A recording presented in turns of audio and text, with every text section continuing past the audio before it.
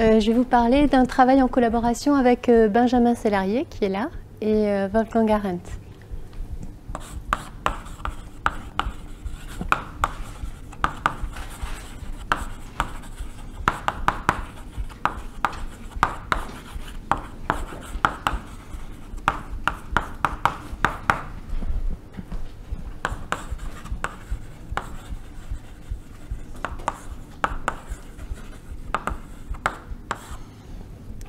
Je vais vous parler du prolongement de travaux qui datent du XIXe siècle, initiés par Gabriel Koenigs, mathématicien français, en fait un mécanicien. Alors, le titre, c'est donc Sur les pas de Gabriel Koenig.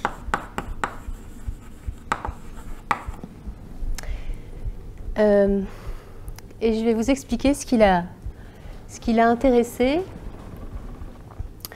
Et pour ça, je commence dans une partie introduction.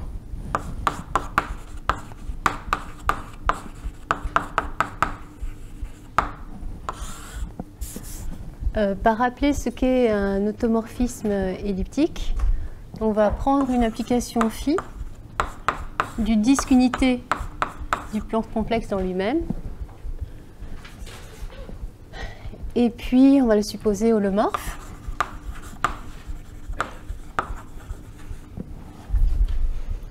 Et d'autre part, on va supposer que phi est une bijection. Une bijection particulière de D dans D qui sera automatiquement biholomorphe.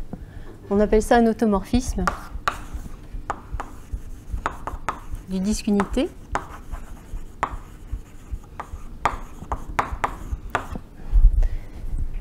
Et si l'on suppose que phi a un point fixe à l'intérieur du disque,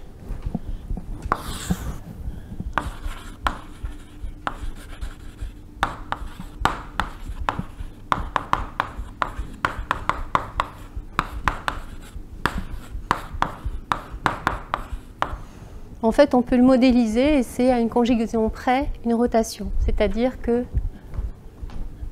il existe un réel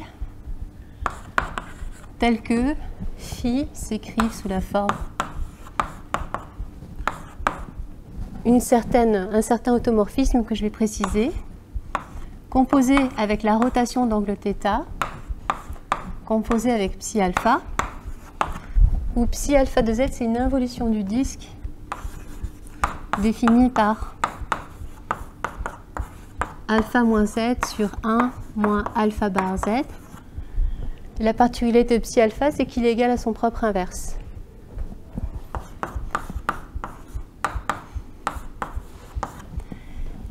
Et Rθ, c'est la rotation d'angle θ. Autrement dit, les bijections holomorphes de D dans D, avec un point fixe, sont rien d'autre que des conjugués, puisque là j'aurais pu prendre l'inverse, c'est la même chose, de rotation. Et maintenant, j'ai considéré une équation qu'on appelle l'équation de Schröder homogène, pas Schrödinger, mais Schröder homogène.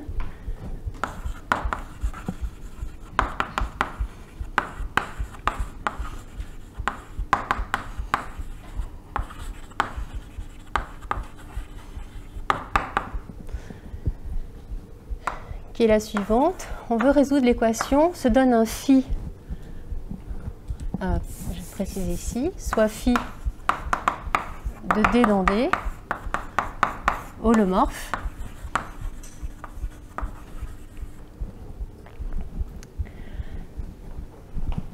On cherche à résoudre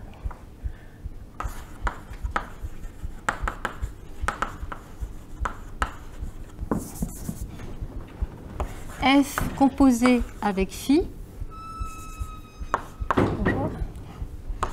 égale lambda f, où lambda est une constante complexe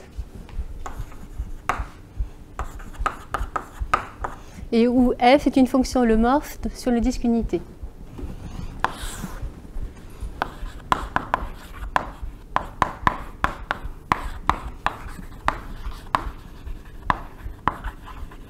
C'est-à-dire qu'on voudrait savoir quels sont les lambda possibles et les f possibles.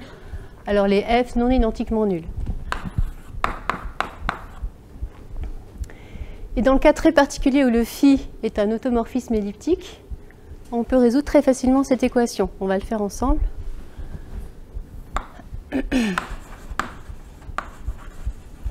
Lorsque phi est un automorphisme elliptique, donc quelque chose comme ça.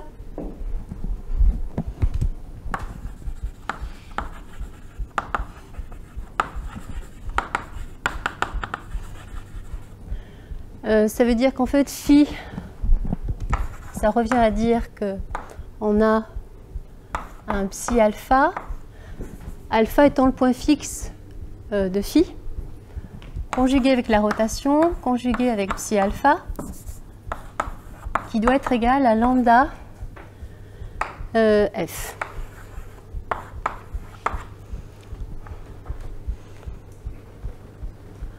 Bon, alors on conjugue par psi, on compose à droite par psi alpha, et du coup on obtient, puisque psi alpha est égal à son propre inverse,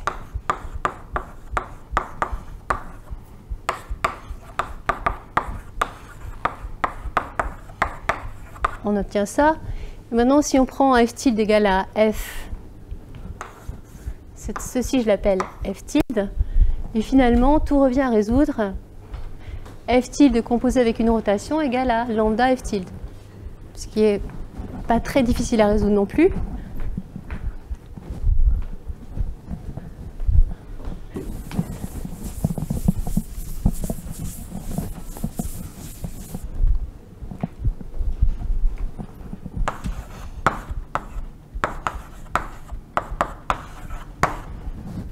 On écrit f tilde sous forme de série entière.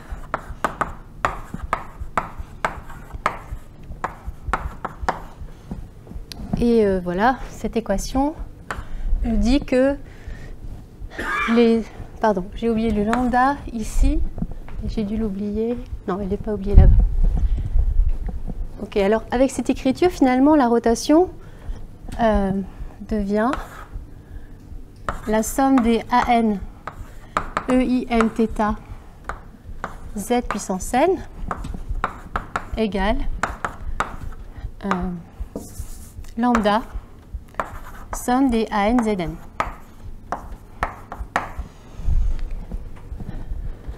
Conclusion, la résolution de cette équation elle est très simple. C'est possible pour des lambdas qui sont uniquement des puissances de EIθ. Donc on a des solutions.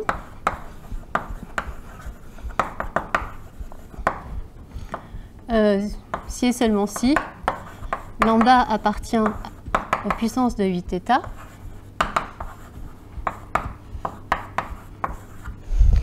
Et puis les S qui marcheront, ça dépend un peu de la nature de θ. Si c'est un rationnel, c'est-à-dire si il existe une puissance de 2πθ, si 2πkθ est un entier, eh bien on va trouver une infinité de fonctions qui vont marcher. Et si θ est ce qu'on appelle un irrationnel, il n'y aura qu'une seule fonction qui va résoudre l'équation. D'accord ? On peut très simplement résoudre dans ce cas-là les fonctions. Les fonctions f solution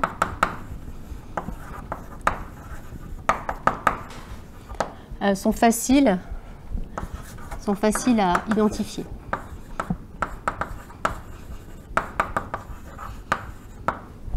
Alors, ce qu'a fait Gabriel Koenig, c'est certainement pas ce que je viens de faire, c'est juste pour vous expliquer que le cas où phi est un automorphisme elliptique est un cas simple à résoudre qu'on fait à la main. Et la contribution de Gabriel Koenig, donc en 1884,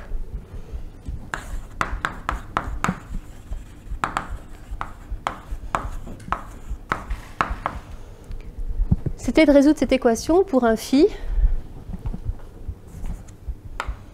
Il a considéré l'équation f rond phi égale à lambda f, où phi est donné, holomorphe du disque dans lui-même,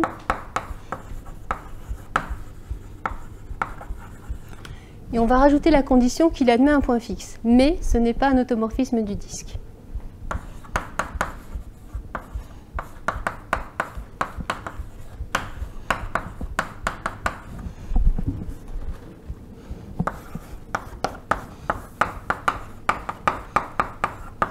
que l'on sait résoudre très simplement.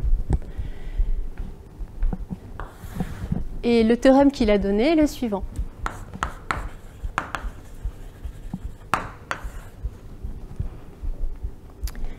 Sous ces hypothèses, les seuls lambda possibles sont de la forme. Alors, premier cas.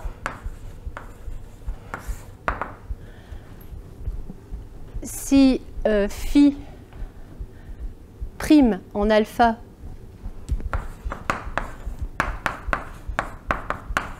est 0,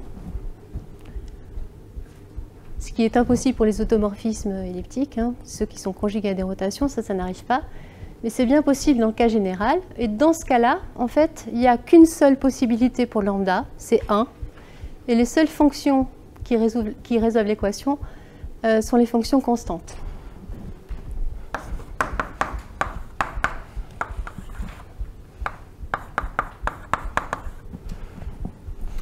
Le second cas plus intéressant, c'est précisément lorsque phi, la dérivée de phi au point fixe,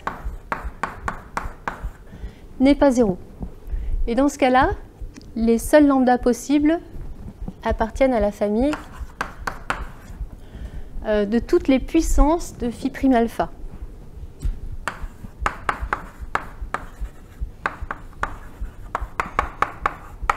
En prenant 0, donc on accepte 1. 1, c'est une solution évidente, parce que les fonctions constantes vérifient toujours cette équation avec lambda est égal à 1.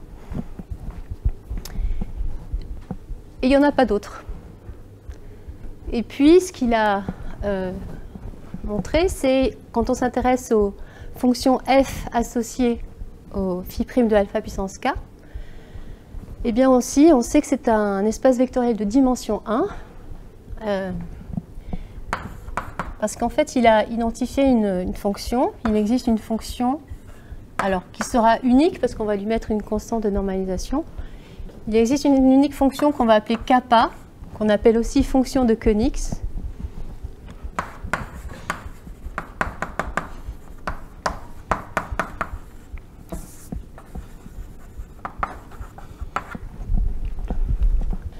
Qui est une fonction holomorphe sur le disque et qui va résoudre l'équation kappa rond phi égale phi prime de alpha kappa. Et on va rajouter une condition pour la rendre unique, c'est que kappa prime en alpha est égal à 1. Donc il y a une unique fonction qui résolve ceci. Et grâce à ce kappa, on peut identifier toutes les solutions associées à chaque lambda possible, à savoir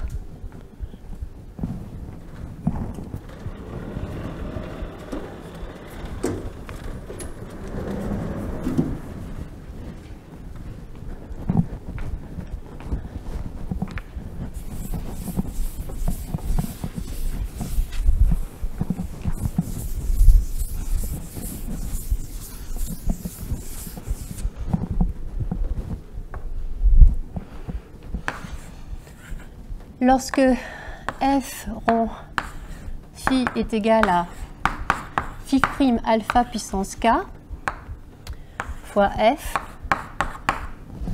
eh bien, il a montré que ça impliquait que f était égal à une constante près, la puissance km de kappa.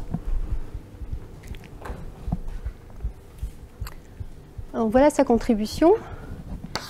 Et maintenant, je vais vous présenter l'équation de Schröder non homogène à laquelle on s'est intéressé.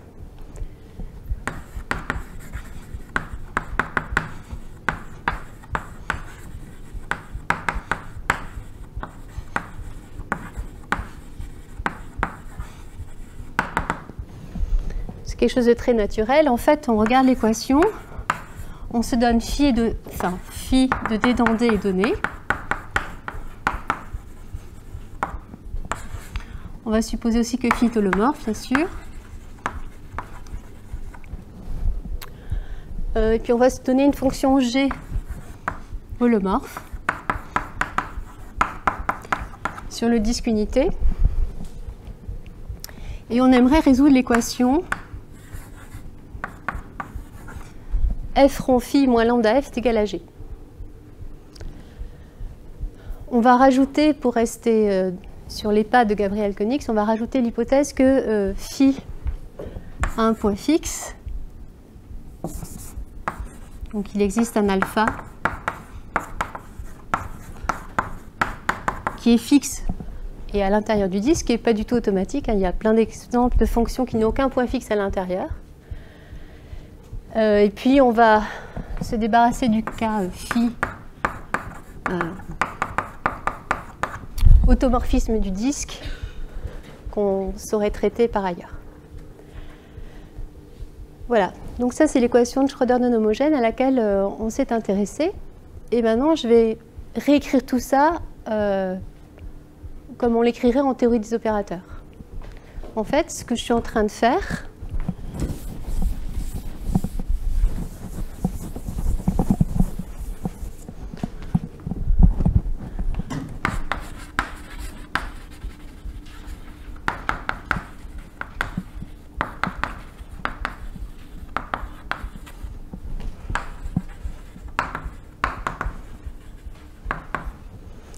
c'est rien d'autre que de regarder une application linéaire continue, qui est l'opération de composition. L'espace que l'on considère, c'est les fonctions holomorphes de D dans C. Alors, ce n'est pas un banard, c'est un espace de Fréchet. Cette topologie naturelle, c'est la convergence uniforme sur tous les compacts du disque unité ouvert. Et puis, je regarde l'application de composition par phi.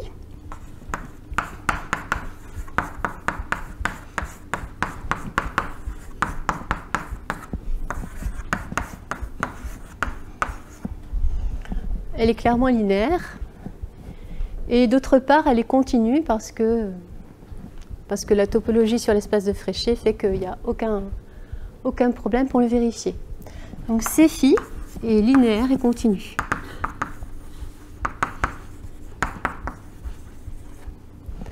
Et ce qu'a fait Gabriel Koenigs avec ce point de vue-là, c'est qu'il a identifié le spectre ponctuel de C phi.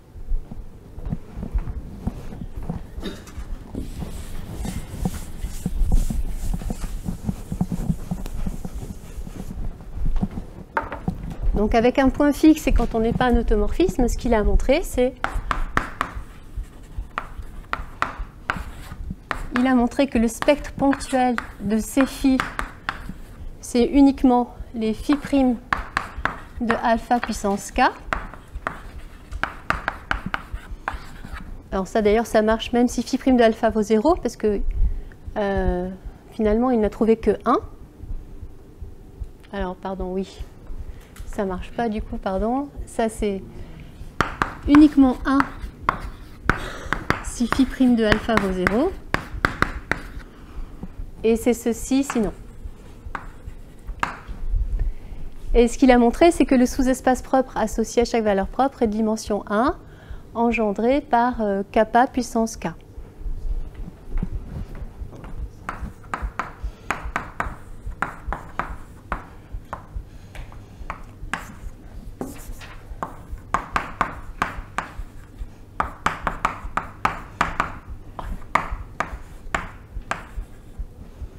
Alors cette fameuse fonction kappa, et ça c'est la raison pour laquelle quand on travaille non pas sur un espace de Fréchet, mais assez souvent on aime bien travailler sur un espace de Banach de fonctions holomorphes, comme les espaces de Hardy, Dirichlet, les Hardy pondérés, les espaces de Bergman, etc. On aura un petit problème pour définir si oui ou non on a la continuité, c'est pas automatique, ça marche très bien pour certains espaces comme tous les espaces de Hardy et Bergman. C'est faux dans certains espaces plus petits que l'espace de Hardy. Mais surtout, la fonction kappa, on a un gros problème, c'est qu'elle ne sera pas facilement dans ces espaces. La fonction kappa, elle est bien holomorphe. Et tout ce qu'on peut dire sur elle, c'est comment on l'obtient. Donc dans la démonstration de Koenig, kappa, on l'obtient avec la topologie dont est muni le Fréchet comme une limite de phi composé avec lui-même n fois, divisé par phi prime en alpha. On retrouve la condition que phi prime de alpha est différent de 0 est nécessaire pour avoir cette fonction kappa à la puissance n. Et donc finalement, on voit le problème, c'est que autant ceci on peut facilement le déterminer, autant la composée de phi par elle-même avec des phi généraux, ça c'est quelque chose qu'on ne peut pas écrire facilement. Et du coup, l'appartenance de kappa aux espaces que l'on veut, à part dire que c'est une fonction holomorphe, on ne peut pas dire tellement plus. Et en général, on ne peut pas la calculer. Il y a quelques exemples de phi où on peut calculer kappa, mais en général, on n'a rien de mieux que ça.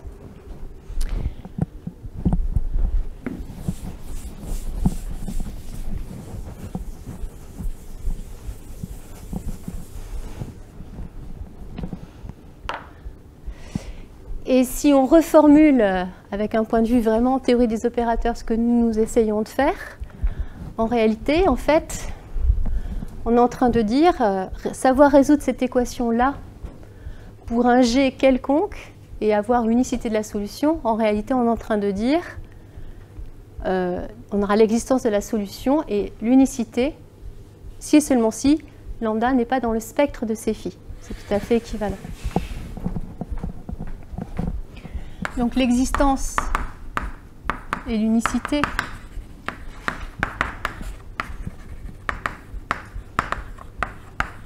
de l'équation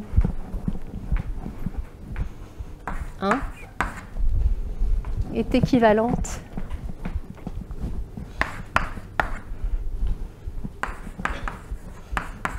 à dire que lambda n'appartient pas au spectre de ces phi. C'est-à-dire que C phi moins lambda identité est inversible. Voilà. C'est évident qu'il n'y a pas de spectre qui a que des valeurs propres pour le résultat de Koenig? Non, en général, c'est... Ah, qu'il n'y a que ça comme valeur propre? Enfin, qu'il pourrait y avoir du spectre. Le spectre n'est pas Ah oui, ponctuel. non. Koenig dit le spectre ponctuel est ça. Ah, le spectre ponctuel, d'accord. Oui, ok. Et en fait, ce qui était un peu étonnant quand on a regardé ça, c'est que le spectre, qui est une question tout à fait naturelle, les gens n'avaient pas regardé. Alors c'est ce qu'on va faire. Et en fait, c'est la reformulation de Schrödinger non homogène, ça revient en quelque sorte à s'intéresser au spectre, précisément.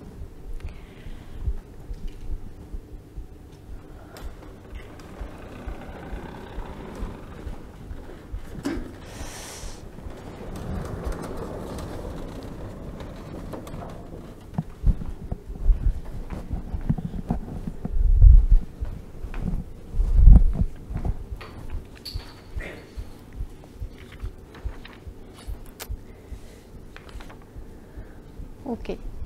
Alors maintenant que j'ai introduit les opérateurs de composition sur cet espace de Fréchet, je vais vous dire quelques petites choses dessus avant de s'intéresser vraiment au spectre.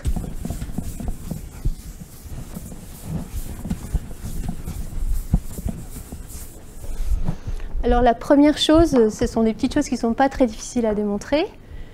D'abord que c'est une application linéaire et continue. Ça, c'est une conséquence immédiate de la topologie qu'on a mise sur l'espace de Fréchet.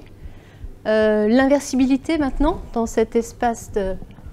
Donc C phi est inversible en tant qu'application linéaire continue.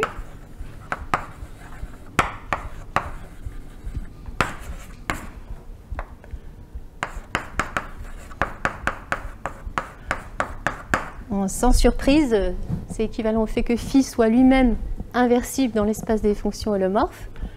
Autrement dit que phi soit un automorphisme du disque unité, et puis ça c'est bien connu, on sait exactement à quoi ça ressemble. C'est explicite, c'est que phi soit de la forme, une constante unimodulière, z moins bêta.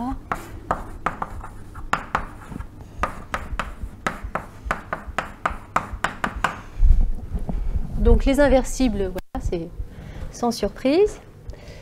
Donc ça veut dire qu'il n'y en a pas beaucoup. Et là aussi, dans ce contexte-là, ce qui n'est pas très difficile, c'est de caractériser complètement les opérateurs de composition qui sont compacts.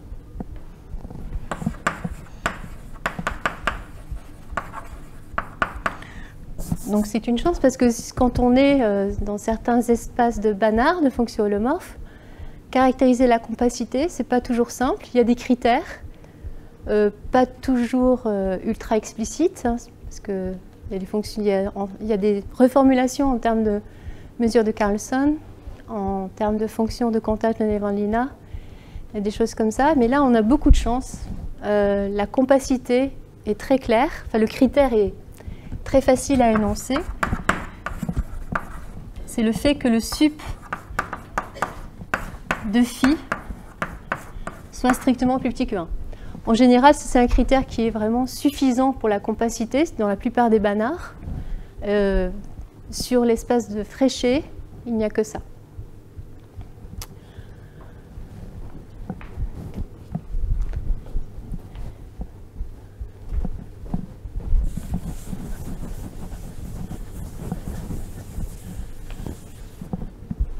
Et ça se démontre très simplement avec une application du théorème de Runge, des théorèmes d'approximation bien connus. Peut-être un mot sur ce que veut dire compact. Alors la compacité, c'est qu'il envoie un voisinage de l'origine, enfin que l'image d'un voisinage de l'origine soit relativement compacte. Alors un voisinage de l'origine, il faut lui donner un sens. Un voisinage de l'origine, c'est peut-être pas... Enfin, moi qui n'étais pas du tout familière avec les espaces de Fréchet, j'ai donc appris ça récemment. On appelle VK de epsilon, c'est un voisinage de l'origine.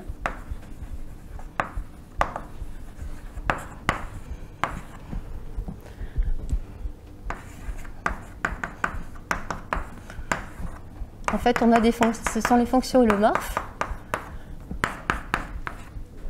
Étant donné un compact K dans le disque unité ouvert et un epsilon, un voisinage de l'origine, c'est quelque chose comme ceci. Ce sont les fonctions qui sont petites sur K.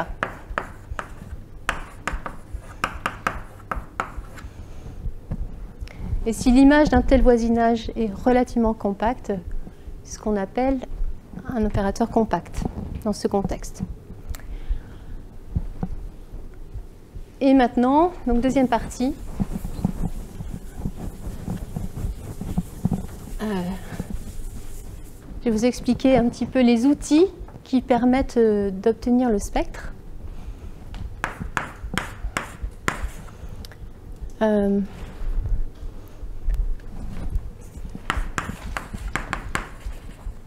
Donc dans une deuxième partie qu'on va appeler décomposition des opérateurs de composition.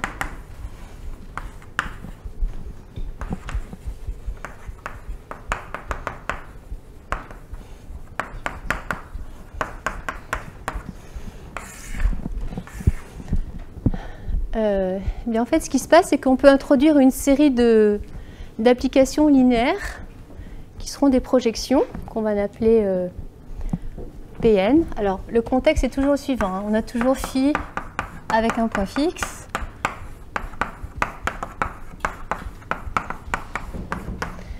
Et puis là, on va prendre phi prime de alpha différent de 0. Ce qui... Et phi n'est pas un automorphisme.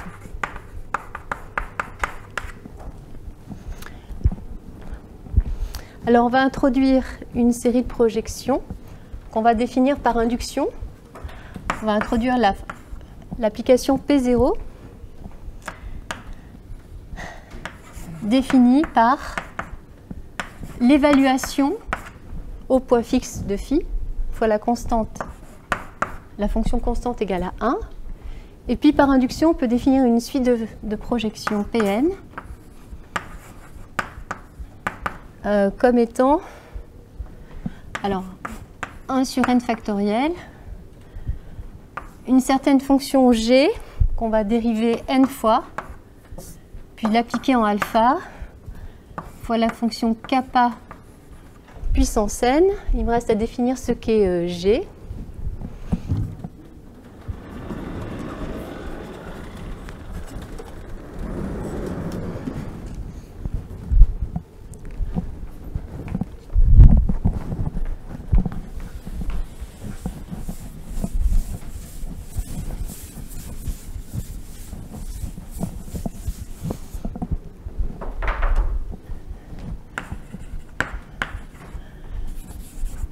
Où G, c'est F moins la somme des TK de F, K allant de 0 à n-1. Donc on définit par induction une famille d'applications linéaires. Elles sont toutes de rang 1. Ouais, les Pn sont de rang 1.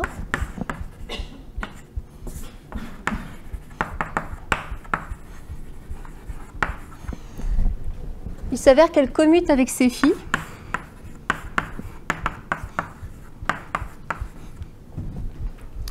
Et puis, on pourrait, par induction, montrer très facilement qu'un Pn de f, qu'est-ce que c'est?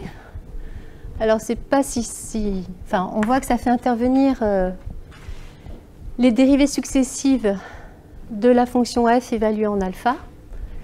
Mais ce qui n'est pas si évident à écrire, mais qui est possible, puisqu'on a une formule très claire, inductive, c'est les coefficients. Donc je vais simplement dire que Pn appliqué à une fonction, ça va correspondre à une somme pour n allant de 0 à n de certains coefficients. Donc ça, c'est des constantes complexes. On aura f dérivée m fois, évaluée en alpha, fois la fonction de Koenig, kappa puissance n. Alors, une fois que j'ai déterminé les Pn comme ça, affirmer ceci, c'est pas très difficile. On pourrait calculer explicitement les coefficients pour 0, c'est simple. Pour 1 aussi, c'est pas très difficile. Jusqu'à 2, 3. Et malheureusement, quand on arrive à 3, 4, on peut le faire, mais on voit que les coefficients CNM, on n'a pas une très jolie formule. Ceci dit, à n'importe quel ordre, on peut les identifier. Et ce que l'on remarque, c'est que ce n'est pas tellement les Pn en fait qui vont être intéressants. Alors, pardon, ça c'est Pn, c'est phi Pn, et c'est encore égal à phi prime alpha puissance n Pn. Et ce qui est plus intéressant, en fait, c'est plutôt la somme des Pn, que je vais appeler Qn.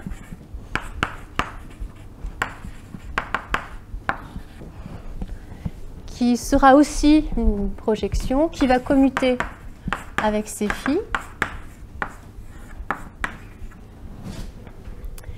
Dont l'image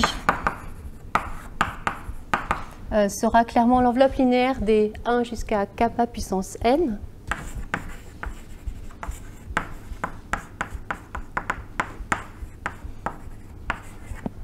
Et le noyau de ces Qn, donc on va avoir une décomposition de l'espace suivant kappa, ça va correspondre exactement aux fonctions holomorphes dont toutes les dérivées successives jusqu'à l'ordre n seront 0 en alpha.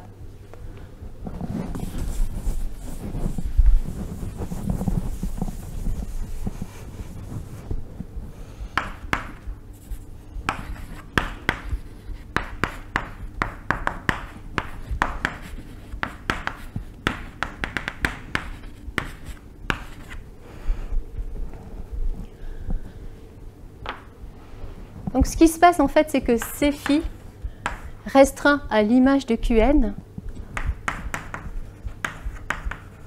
ce sera un opérateur diagonal si on l'écrit relativement à la base, qui est 1 kappa kappa n.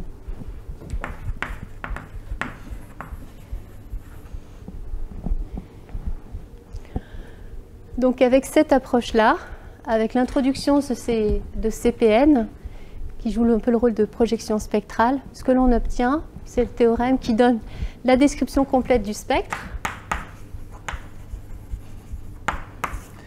Donc, sous les hypothèses, phi n'est pas un automorphisme, un point fixe.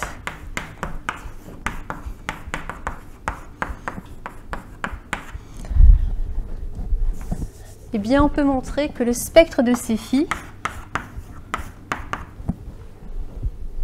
donc à part Benjamin et Pascal, qui devine? D'après vous? Bon, il y a le spectre ponctuel.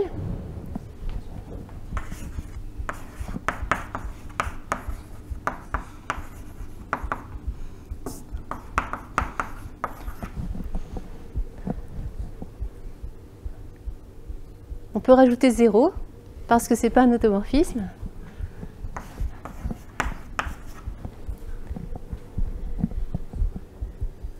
Et il n'y a rien d'autre. Voilà.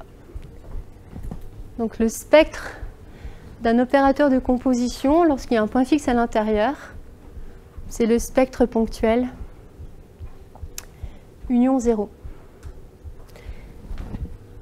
Alors il y a un lemme clé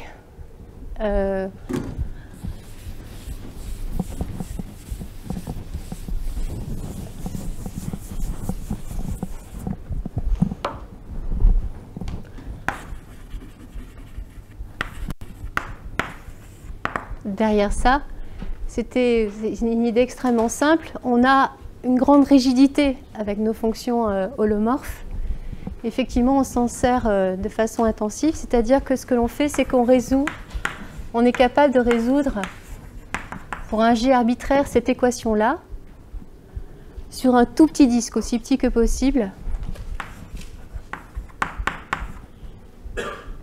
Et lorsqu'on sait faire ça, parce que le lambda est précisément en dehors des valeurs qui sont là, si on est capable de le faire sur un petit disque, après on se débrouille pour montrer qu'il y a une extension analytique sur tout le disque qui résout aussi cette équation.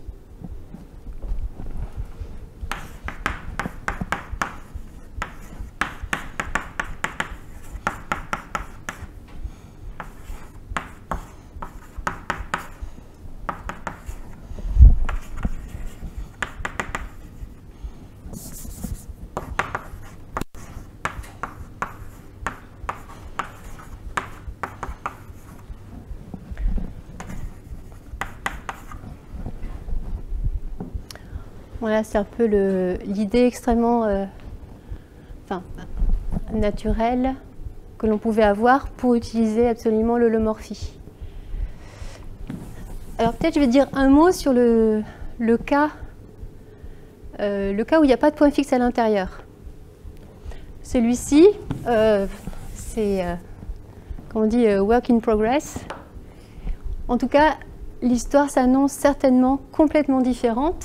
Et ça, on peut le voir sur un exemple explicite. On va se donner un phi extrêmement simple, avec 1 comme point fixe et moins 1, mais il n'y en a pas à l'intérieur. Donc lorsque phi n'a pas de point fixe à l'intérieur du disque, l'histoire du spectre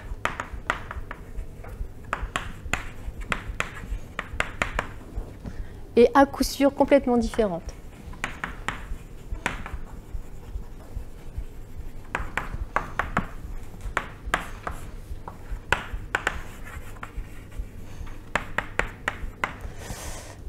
Alors, c'est quelque chose que les gens qui ont travaillé sur les opérateurs de composition connaissent très bien.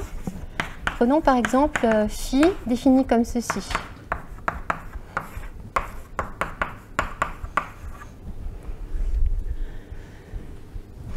Les points fixes, c'est 1 et moins 1. Il n'y en a pas d'autres. Une équation comme ceci, quand on cherche ces points fixes, il y a O plus 2 solutions. Les voilà. Il n'y en a pas d'autres. Si on s'amuse à regarder le spectre de ces phi, on commence par le spectre ponctuel. Alors déjà, je sais, il s'avère que phi est un automorphisme. Je vous ai donné l'expression explicite des automorphismes. C'est bien, c'est bêta égale à moins 1,5 et c est égal à 1. Donc c'est un automorphisme. Ça veut dire que Cφ est inversible, donc 0 n'est pas dans le spectre.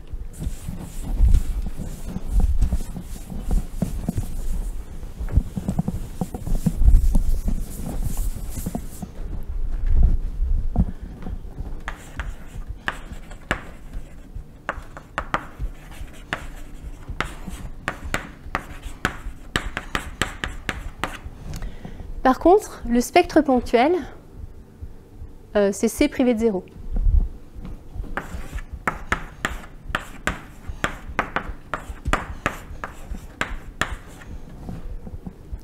Et la dimension des sous-espaces propres associés à n'importe quel élément de C privé de 0 est infinie.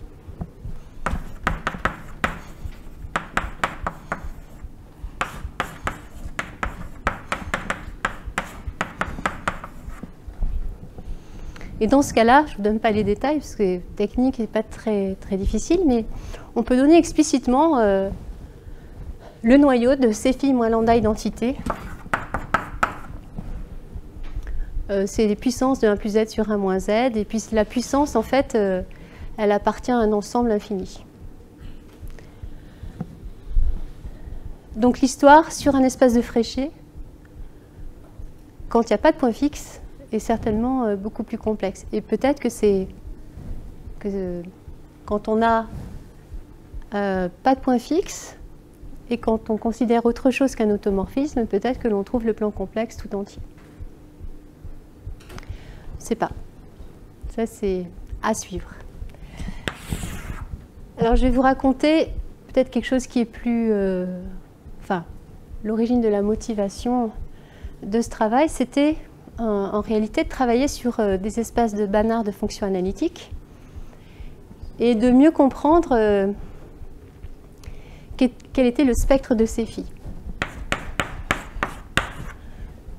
Donc, dans une troisième partie, je vais vous parler des conséquences de ceci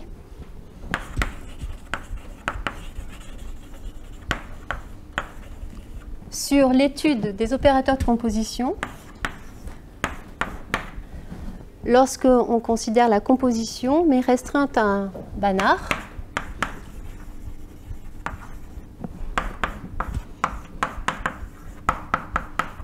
Et je vais supposer donc qu'il est constitué de fonctions holomorphes sur le disque, mais un peu mieux que ça. Je vais supposer que la topologie du Banach soit en quelque sorte naturelle et compatible avec celle des fonctions holomorphes, c'est-à-dire, je vais supposer que toutes les évaluations sont continues. C'est-à-dire que je vais supposer que pour tout point du disque, l'évaluation delta indice Z0 définie de x dans C, qui a une fonction f associe son évaluation au point Z0, soit continue. Ça, c'est totalement équivalent à dire que si jamais vous avez la convergence dans l'espace de Banach, vous êtes sûr que vous avez la convergence uniforme sur tout compact. Donc c'est complètement naturel. Et puis, ça c'est pas évident en général, on va supposer que Cφ de x est inclus dans x. C'est-à-dire que c'est vraiment une application linéaire sur x.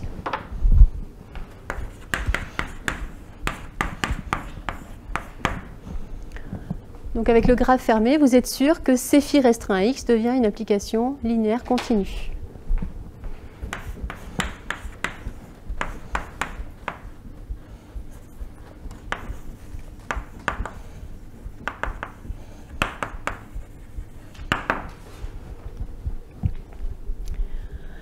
Cette hypothèse, elle n'est pas automatiquement vérifiée. C'est une vraie hypothèse sur l'espace. Et dans ce cas-là, ce qu'on a pu montrer, c'est une information sur le spectre de Cφ. Donc ici, vous avez une application linéaire continue sur un Banach. Donc le spectre, c'est un compact. Donc on sait que le spectre de Cφ vu sur un Banach, pour lequel tout est bien défini. Donc ça, c'est un compact non vide.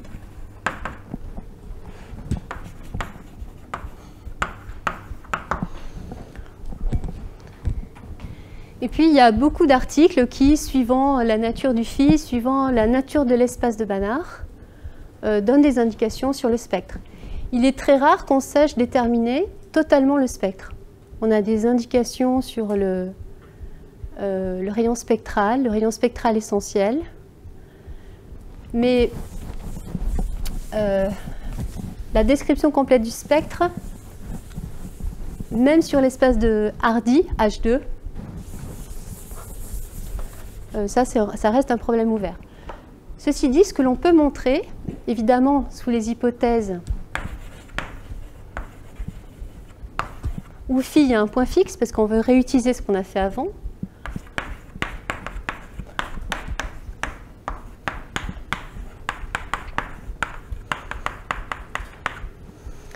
eh bien, on peut montrer que le spectre de Cφ restreint à x contient toujours tous les phi' de alpha puissance k, c'est-à-dire le spectre ponctuel qu'avait trouvé Koenigs, bien que ce ne soit pas forcément du spectre ponctuel pour Cφ. Parce que pour ça, il faudrait que kappa puissance k soit dans l'espace. Et ça n'arrive pas toujours. C'est même assez rare. Donc, ça contient toujours le spectre ponctuel de Koenigs, c'est-à-dire les phi' de alpha puissance k, avec la précaution suivante. Le spectre ponctuel de Cφ restreint à x, il est nécessairement inclus là-dedans, mais en général, ce n'est pas du tout égal.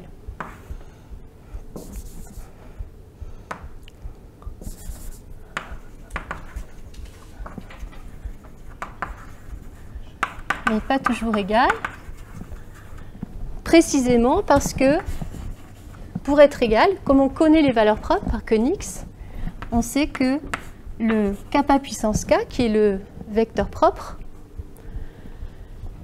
associé à la valeur propre phi' de alpha puissance k, n'appartient pas toujours à x.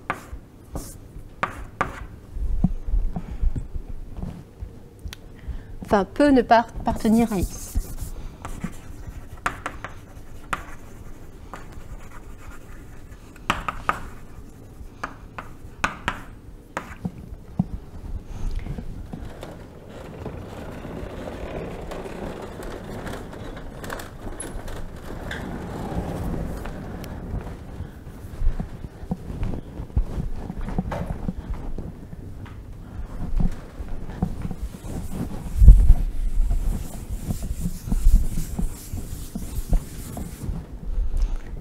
Alors, donc, sur le spectre ponctuel, il est automatiquement inclus dans cet ensemble. Par contre, le spectre contient toujours toutes les valeurs propres trouvées par Koenigs. Et en réalité, ce qui se passe, c'est que le spectre de Cφ sur un Banach, c'est l'union de deux choses. C'est l'union d'un ensemble qu'on va appeler sigma 0, union les phi' de alpha puissance k, où sigma 0, c'est la composante connexe du spectre contenant l'origine.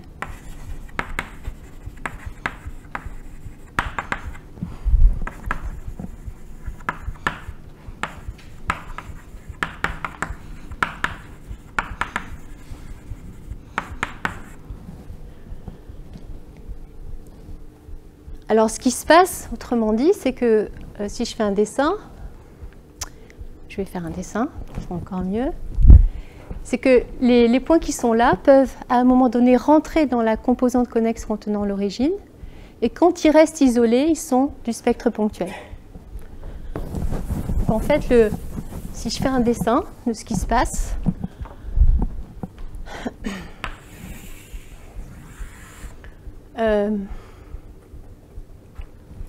bon, si on suppose que alpha est 0, la plupart du temps on aura des contractions. Bon, disons. Ok. Non, je représente le spectre, donc de toute façon c'est toujours dans le disque unité, puisque cette quantité est toujours en module plus petit que 1. Donc ce qui se passe, c'est que l'allure générale d'un spectre, on a toujours l'origine quand on n'a pas un automorphisme. On a un certain ensemble, la composante connexe sigma 0. On a toujours 1 dans le spectre ponctuel, parce que les fonctions constantes égales à 1, en général, appartiennent à notre espace grand X. Puis, on a les phi' de alpha puissance k. Ça, c'est la plupart du temps donc un complexe de modules strictement plus petit que 1. Et puis, à un moment donné, les puissances de phi' puissance alpha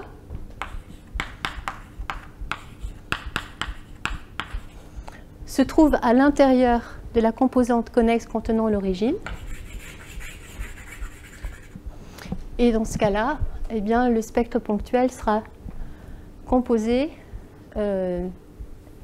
des puissances de phi' alpha qui sont en dehors et qui se retrouvent isolées.